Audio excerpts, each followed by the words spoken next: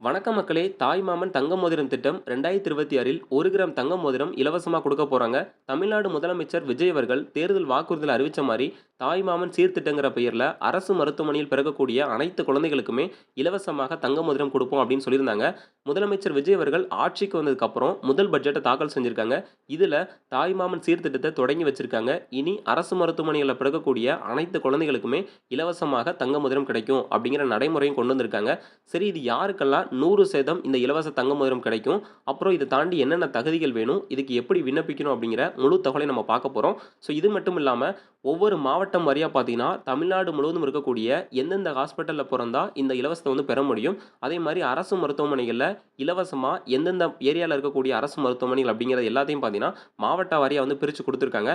So உங்க மாவட்டத்தில, உங்கள் பக்கத்தில இருக்கக்கூடிய ஏரியால இந்த ஹாஸ்பிட்டல்லாம் இருக்கா? அப்படிங்கிறத வீடியோக்குள்ள பார்த்தீங்கன்னா நம்ம சொல்லியிருக்கோம். ஸோ அதையுமே நீங்க பார்த்து செக் பண்ணி வச்சுக்கோங்க.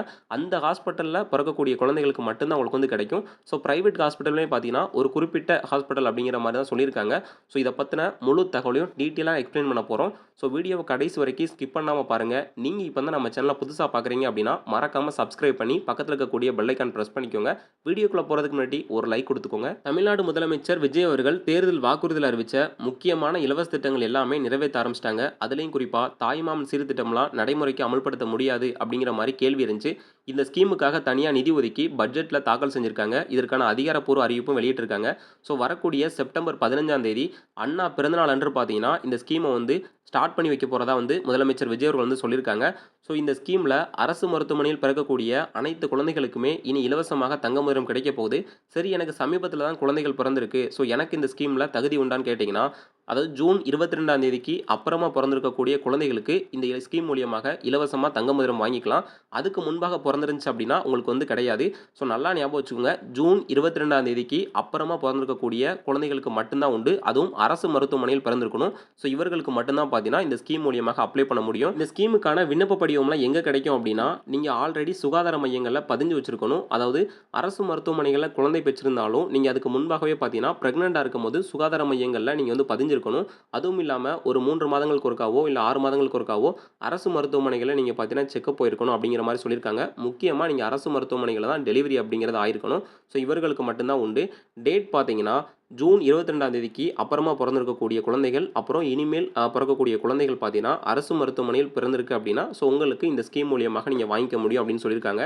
இதற்கான ஏஜ் லிமிட் அப்படிலாம் பார்த்தீங்கன்னா எதுவுமே சொல்லல. நீங்க எந்த ஏஜ்ல இருந்தாலும் சரி, அதாவது பெண்கள பொறுத்தளவு 18 வயதுக்கு மேல இருந்திருந்தால் போதும். ஸோ வந்து அப்ளை பண்ணிக்க முடியும். இதற்காக பார்த்தீங்கன்னா, நீங்க வசிப்பிட சான்று கண்டிப்பா வேணும். உங்களுடைய ஆதார் கார்டு வேணும். அதே மாரி கணவருடைய ஆதார் கார்டு வேணும். ரேஷன் கார்டு பார்த்தீங்கன்னா வேணும். உங்களுடைய ஃபோன் நம்பர் கேட்பாங்க. வங்கி கணக்கு புத்தகம் பார்த்தீங்கன்னா கேட்பாங்க. ஸோ இதுவும் இல்லாம பார்த்தீங்கன்னா, பர்த் சர்டிஃபிகேட் பார்த்தீங்கன்னா, உங்களோடதையும் கணவரோடதையும் பார்த்தீங்கன்னா கேட்பாங்க. மேக்ஸிமம் பார்த்தீங்கன்னா, சாதி சான்றிதழ் வந்து கேட்கறதுக்கான வாய்ப்புகள் இருக்கு. அதே மாரி வருமான சான்றிதழ் பார்த்தீங்கன்னா, அடிஷனலா தான் சொல்லியிருக்காங்க. அதாவது பார்த்தீங்கன்னா, இப்பவும் அதிகாரப்பூர்வமாக இந்த சர்டிஃபிகேட் எல்லாமே உறுதிப்படுத்தப்படல. ஸோ ஆல்ரெடி இருந்தத வச்சு தான் பேஸ் பண்ணி இத வந்து சொல்லிக்கிட்டு இருக்கோம். ஸோ அதாவது இதெல்லாம் கேட்கறதுக்கான வாய்ப்புகள் பார்த்தீங்கன்னா இருக்கு. ஸோ முக்கியமா பார்த்தீங்கன்னா, வருமான சான்றிதழ் வந்து எதுக்கு கேட்கறாங்க அப்படின்னா, 2,00,000க்கு மேல் பார்த்தீங்கன்னா இருக்கக்கூடாது அப்படிங்கிற மாரி அரசு தரப்புலேருந்து குடுக்கக்கூடிய எல்லா ஸ்கீமுக்குமே வந்து ரெஸ்ட்ரிக்ஷன் வந்து வைக்கிறாங்க. அதாவது வறுமை கோட்டு கீழ உள்ள மக்கள், பொருளாதார ரீதியாக பின்தங்கிய குடும்பங்கள் தான் இப்போ எல்லா ஸ்கீமும் போய்க்கிட்டு இருக்கு. வருஷத்துக்கு 4,50,000 குழந்தைகளுக்கு மட்டும் தான் குடுக்க போறதா வந்து சொல்லியிருக்காங்க. ஏறத்தாழ இவ்வளோ வந்து சொல்லியிருக்காங்க. ஸோ அதனால பார்த்தீங்கன்னா, வறுமை கோட்டு கீழ உள்ள மக்கள் அப்படின்னா 2,00,000க்கும் மேல் வந்து இருக்கக்கூடாது ஆண்டு வருமானம். ஸோ அதனால தான் வருமான சான்றிதழ் வந்து கேட்கறதுக்கான ஆப்ஷனும் இருக்கு. ஸோ இப்போ நம்ம சொல்லியிருக்கக்கூடிய இந்த ஒரு சான்றிதழ் இருந்தாலே போதும். இத வச்சு நீங்க வந்து வாங்கிக்கலாம். அதே மாரி அரசு மருத்துவமனைகள்லயோ, சுகாதார மையங்கள்லயோ நீங்க வந்து பதிஞ்சு வச்சிருக்கிறதுக்கான அந்த ஒரு சர்டிஃபிகேட்டும் பார்த்தீங்கன்னா கேட்பாங்க. ஸோ இதெல்லாம் பார்த்தீங்கன்னா வச்சு நீங்க வந்து பதிஞ்சுக்க முடியும். அதற்கான விண்ணப்ப படிவம் பார்த்தீங்கன்னா இன்னும் வரல. செப்டம்பர் 15ஆம் தேதி அண்ணா பிறந்தநாள் அன்று இதற்கான விண்ணப்ப படிவமோ, இல்ல ஆன்லைன் ஆப்ஷனோ பார்த்தீங்கன்னா வெளியிடுவாங்க. அரசு தரப்புல இருந்து இதற்காக வெப்சைட்டோ, ஆப்போ பார்த்தீங்கன்னா லான்ச் பண்ணுவாங்க. இல்ல ஆல்ரெடி இருக்கக்கூடிய ஆப்லயே வந்து நீங்க வந்து ஆப்ஷனா வந்து ஆட் பண்ணுவாங்க. ஸோ நம்ம அதையுமே பார்த்தீங்கன்னா டீட்டெயிலா வந்து எக்ஸ்ப்ளைன் பண்ணி சொல்லுவோம். அந்த அப்டேட் கிடைச்ச உடனே நம்ம பார்க்கலாம். தாய்மாமன் சீர்திட்டம் சம்பந்தமாக முழு தகவலையும் ஆர்டிக்கலா பார்த்தீங்கன்னா இப்ப வெளியிட்டிருக்காங்க. பட்ஜெட்டுக்கு அப்புறம் என்ன சொல்லியிருக்காங்க அப்படின்னா, தமிழக வெற்றிக் கழகம் தலைவரும் முதலமைச்சருமான விஜய் அவர்கள் தேர்தல் வாக்குறுதியில் அறிவித்தவாறு, பேரறிஞர் அண்ணாவின் பிறந்தநாள் அன்று செப்டம்பர் 15ஆம் தேதி முதல் தாய்மாமன் சீர்திட்டம், அதாவது தாய்மாமன் தங்க மோதிரம் திட்டம் அதிகாரப்பூர்வமாக தொடங்கி வைக்கப்பட உள்ளது. தமிழகத்தில் உள்ள அரசு மருத்துவமனையில் பிறக்கும் ஒவ்வொரு குழந்தைகளுக்கும் 1 கிராம் எடையுள்ள தங்க மோதிரம் வழங்கும் இத்திட்டத்திற்கு நிதி ஒதுக்கீடுகள் செய்யப்பட்டுள்ள பணிகள் தீவிரமாக நடைபெற்று வருகின்றன. அதாவது பார்த்தீங்கன்னா, முதலமைச்சர் விஜய் அவர்கள் ஏற்கனவே தேர்தல் வாக்குறுதியில் அறிவிச்ச மாரி, இந்த தாய்மாமன் சீர்திட்டம் பார்த்தீங்கன்னா, நடைமுறைக்கு வந்து அமல்படுத்த போறாங்க. அதுவும் இப்போ பட்ஜெட்ல பார்த்தீங்கன்னா அறிவிச்சிருக்காங்க. வரக்கூடிய செப்டம்பர் 15ஆம் தேதி இதற்கான அதிகாரப்பூர்வமான திட்டத்த வந்து தொடங்கி வைக்க போறதா சொல்லியிருக்காங்க. தமிழகத்தில பிறக்கக்கூடிய குழந்தைகள் அனைவருக்குமே பார்த்தீங்கன்னா, 1 கிராம் எடையுள்ள தங்க மோதிரத்தை வந்து குடுக்க போறதா வந்து சொல்லியிருக்காங்க. இது முற்றிலும் இலவசம் தான். தமிழ் பண்பாட்டில் தாய்மாமனின் அன்பையும், சீர்வரிசை மரபையும் பிரதிபலிக்கும் வகையில் வடிவமைக்கப்பட்டுள்ள இத்திட்டம் முதல்வர் விஜய் ஆட்சியில் பொறுப்பேற்ற பிறகு முன்னெடுத்த வெற்றி தமிழகம் தொலைநோக்கு திட்டங்களில் மிக முக்கியமானதாக பார்க்கப்படுகிறது. தமிழகத்தில் நிரந்தரமாக வசிக்கும் குடும்பங்களைச் சேர்ந்த தாய்மார்கள் அரசு மருத்துவமனையில் பிரசவிக்கும் பட்சத்தில் ஆண், பெண் என்ற பாகுபாடின்றி அனைத்து குழந்தைகளுக்கும் அரசின் சார்பில் தாய்மாமன் சீராக 1 கிராம் தங்க மோதிரம் பரிசளிக்கப்படும். அதாவது தமிழர்களுடைய பண்பாடான அண்ணன் சீர்வரிசை பார்த்தீங்கன்னா, அந்த முறையில பார்த்தீங்கன்னா, தாய்மாமன் சீர்திட்டம் அப்படிங்கிற பெயர்ல தமிழ்நாடினுடைய முதலமைச்சர் அவர்கள் வெற்றி திட்டம்ங்கிற பெயர்ல இத பார்த்தீங்கன்னா கொண்டு வர்றாங்க. அதுவும் ஆண், பெண் குழந்தைகள் வேறுபாடின்றி, அதாவது நீங்க ஆண் குழந்தை பெற்றாலும் சரி, பெண் குழந்தை பெற்றாலும் சரி, வேறுபாடு இல்லாம உங்களுக்கு பார்த்தீங்கன்னா, 1 கிராம் தங்க மோதிரம் இலவசமா வந்து குடுக்க போறாங்களாம். ஆனா தமிழகத்திலேயே பார்த்தீங்கன்னா, பெண்கள் வந்து அதாவது அந்த தாய்மார்கள் வந்து வசிச்சிருக்கணும் அப்படிங்கிற மாரி சொல்லியிருக்காங்க. பூர்வீகம் வந்து தமிழகத்தை சேர்ந்தவர்களா இருக்கணும் அப்படிங்கிற மாரி மென்ஷன் பண்ணியிருக்காங்க. அதே மாரி அரசு மருத்துவமனையில் பிரெக்னன்ட் வந்து டெலிவரி பார்க்கணும் அப்படிங்கிற மாரி சொல்லியிருக்காங்க. முதலமைச்சர் விஜயின் பிறந்தநாளான ஜூன் 22ஆம் தேதி முதல் அரசு மருத்துவமனையில் பிறந்துள்ள குழந்தைகள் வரை அனைவருக்குமே பயன்படும் வகையில் இத்திட்டத்திற்கான அரசாணை வெளியிடப்பட்டுள்ளது. ஆண்டுதோறும் சுமார் 4.4 லட்சம் குழந்தைகள் இத்திட்டத்தின் மூலம் பயன்பெறுவார்கள் என எதிர்பார்க்கப்படும் நிலையில், தலா 1 கிராம் எடையுள்ள தங்க மோதிரங்களை கொள்முதல் செய்வதற்கான தமிழ்நாடு மருத்துவ பணிகள் கழகம் மூலமாக ஒப்பந்த புள்ளிகளும் கோரப்பட்டு பணிகள் வேகமெடுத்துள்ளன. அதாவது பார்த்தீங்கன்னா, இந்த ஸ்கீமுக்காக மோதிரம் குடுக்காங்க இல்லையா? இதுக்கான டெண்டரும் பார்த்தீங்கன்னா குடுத்துருக்காங்க. இது வந்து தமிழ்நாடு மருத்துவ பணிகள் கழகம் பார்த்தீங்கன்னா, இதன் மூலியமா தான் டெண்டர்கள் வந்து குடுக்கப்படுது. ஸோ, அதேமாரி வருஷத்துக்கு பார்த்தீங்கன்னா 4.4 லட்சம் அதாவது 4.40 லட்சம் குழந்தைகள் பார்த்தீங்கன்னா சொல்றாங்க. 4.40,000 குழந்தைகள் கிட்ட பார்த்தீங்கன்னா, இது மூலியமா பயன்பெறுவாங்க அப்படிங்கிற மாரி சொல்லிட்டு இருக்காங்க. ஜூன் 22 முதல் பார்த்தீங்கன்னா, அரசு மருத்துவமனையில் பிறந்துள்ள குழந்தைகள் வரைக்கும் பார்த்தீங்கன்னா, இந்த ஸ்கீம் மூலியமா பயன்பெற முடியும். இது வந்து விஜயின் பிறந்தநாள் பார்த்தீங்கன்னா சொல்றாங்க. ஸோ, இந்த டேட் வரைக்கும் தான் அதாவது மென்ஷன் பண்ணியிருக்காங்க. செப்டம்பர் 15 அன்று நடைபெறவுள்ள பிரம்மாண்ட விழாவில் முதலமைச்சர் விஜய் இத்திட்டத்தை முறைப்படி தொடங்கி வைத்து குழந்தைகளுக்கு தங்க மோதிரங்களை வழங்க உள்ளார். எளிய குடும்பங்களின் தாய் சேய் நலனை கௌரவிக்கும் விதமாக தமிழரின் பாரம்பரிய சீர்மரபை போற்றும் வகையிலும் கொண்டுவரப்பட்டுள்ள இந்த தாய்மாமன் சீர்திட்டம் மக்கள் மத்தியிலும் தாய்மார்கள் மத்தியிலும் பெரும் மகிழ்ச்சியும் பாராட்டுகளையும் பெற்று வருகிறது. அதாவது செப்டம்பர் 15ஆம் தேதி அண்ணா பிறந்தநாள் அன்று பார்த்தீங்கன்னா, ஒரு பிரம்மாண்ட விழா வந்து நடத்த போறாங்களாம். இந்த ஸ்கீமுக்காக பார்த்தீங்கன்னா, தொடங்கி வைக்கக்கூடிய விழா அப்படிங்கிற மாரி நடத்த போறாங்களாம். ஸோ, அதில பார்த்தீங்கன்னா, தாய்மார்களையும், குழந்தைகளையும் கௌரவிக்கும் வகையில பார்த்தீங்கன்னா, இந்த ஸ்கீம்ல நேரடியாக பார்த்தீங்கன்னா, அது இப்ப குழந்தைகள் பிறந்திருக்கும் இல்லையா? அந்த குழந்தைகளையும் இல்லன்னா ஜூன் 22ஆம் தேதிக்கு அப்புறம் பிறந்திருக்கக்கூடிய குழந்தைகளையும் கூப்பிட்டு நேரடியா விஜய் அவர்கள் பார்த்தீங்கன்னா, இந்த தங்க மோதிரத்த வந்து குடுக்க போறாங்க. ஸோ, இப்படி ஸ்டார்ட் பண்ணி பார்த்தீங்கன்னா, இந்த திட்டத்த வந்து வைக்க போறாங்க. ஸோ, அதனால மறக்காம பார்த்தீங்கன்னா, இதுக்கான ஒரு குறிப்பிட்ட மென்ஷனையும் பார்த்தீங்கன்னா பண்ணுவாங்க. ஸோ, அந்த ஸ்கீமுக்கு அப்ளை பண்றதுக்கான விண்ணப்ப படிவமும் இந்த செப்டம்பர் 15ஆம் தேதிக்கு அப்புறம் தான் கிடைக்கும். இப்போதைக்கு ஸ்டார்ட் மட்டும் தான் பண்ணி வச்சிருக்காங்க. தமிழ்நாட்டில் வசிப்பிட சான்று பெற்ற தாய்மார்கள், அரசு மருத்துவமனை அல்லது சுகாதார நிலையங்களில் பிரசவம் பார்த்தவர்கள் இத்திட்டத்திற்கு தகுதியானவர்கள். மேலும் தாய் PICME முறையில் பதிவு செய்து RCH ஐடி பெற்றிருக்க வேண்டும் என தெரிவிக்கப்பட்டுள்ளது. அதாவது தமிழகத்த பூர்வீகமா கொண்ட தாய்மார்கள், அதாவது பர்த் சர்டிஃபிகேட்ல பார்த்தீங்கன்னா, தமிழகம் தான் பூர்வீகமா இருக்கணும். அதே மாரி அரசு மருத்துவமனையோ, இல்ல சுகாதார நிலையங்கள்லயோ அவங்க பார்த்தீங்கன்னா பிரசவம் பார்த்துருக்கணும். ஸோ, இவர்கள் தான் இந்த ஸ்கீமுக்கு வந்து தகுதியானவர்கள் அப்படின்னு சொல்றாங்க. அதே மாரி தாய் வந்து அதாவது அந்த டெலிவரி செய்யக்கூடிய தாய் வந்து PICME முறையில் பார்த்தீங்கன்னா, நீங்க வந்து பதிவு செஞ்சிருக்கணும் அப்படிங்கிற மாரி சொல்றாங்க. அதே மாரி RCH ஐடியும் பார்த்தீங்கன்னா, உங்களுக்கு வந்து கட்டாயமா வேணும் அப்படிங்கிற மாரி சொல்லியிருக்காங்க. இந்த நிலையில் இத்திட்டத்தில் சேரப்பட்டுள்ள 94 மைய ஹப்ஸ் அரசு மருத்துவமனையில் பட்டியலில் மண்டல ரீதியாகவும், மாவட்ட வாரியாகவும் வெளியிடப்பட்டுள்ளது. அதாவது பார்த்தீங்கன்னா, ஒரு 94 அரசு மருத்துவமனைகளும், சுகாதார நிலையங்களும் பார்த்தீங்கன்னா, லிஸ்ட் பார்த்தீங்கன்னா வெளியிட்டிருக்காங்க. இது மாவட்டம் வாரியாகவும், மண்டலம் வாரியாகவும் பார்த்தீங்கன்னா பிரிச்சிருக்காங்க. ஸோ, அதையுமே நம்ம பார்க்க போறோம். இப்ப நம்ம சொல்லப் போறது தமிழ்நாடு முழுவதும் இருக்கக்கூடிய அரசு மருத்துவமனைகள் மற்றும் சுகாதார நிலையங்கள் மாவட்ட வாரியாகவும், மண்டல வாரியாகவும் லிஸ்ட்ல பார்த்தீங்கன்னா சேர்த்திருக்காங்க. தமிழ்நாடு அரசானது ஒரு 94 ஹாஸ்பிட்டல் பார்த்தீங்கன்னா அலோகேட் பண்ணியிருக்காங்க இல்லையா? ஸோ, அதுல இது என்னென்னலாம் இருக்கு அப்படிங்கிறத ஒன் பை ஒன்னா நம்ம பார்க்கலாம். ஸோ, உங்க மாவட்டம் சென்னை மற்றும் செங்கல்பட்டு மண்டலத்துல இருந்துச்சு அப்படின்னா, சென்னையில் மகப்பேறு மற்றும் குழந்தைகள் மருத்துவக் கழகம், கஸ்தூர்பா காந்தி தாய் சேய் நல மருத்துவமனை, கீழ்ப்பாக்கம் அரசு மருத்துவக் கல்லூரி மருத்துவமனை மற்றும் RSRM அதாவது மருத்துவமனை ஆகியவை இப்பட்டியலில் இடம்பெற்றுள்ளது. செங்கல்பட்டு மாவட்டத்தில் அரசு மருத்துவக் கல்லூரி மருத்துவமனையும், தாம்பரம் மாவட்ட தலைமை மருத்துவமனையும் சேர்க்கப்பட்டுள்ளன.